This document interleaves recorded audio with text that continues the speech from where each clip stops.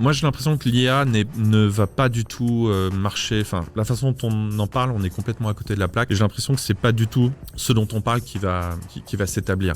Je te donne un parallèle. Je vais utiliser l'histoire, puisqu'on vient d'en parler. Un truc très parlant là-dessus. Quand on est passé du moteur à vapeur au moteur électrique, le moteur à vapeur qui avait remplacé en fait la force mécanique hydraulique, les usines, elles étaient construites autour d'un axe. Tu avais une roue qui entraînait un axe, puisque c'était souvent la roue d'un moulin, etc.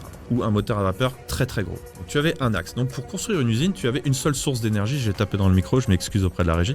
Tu avais une seule source.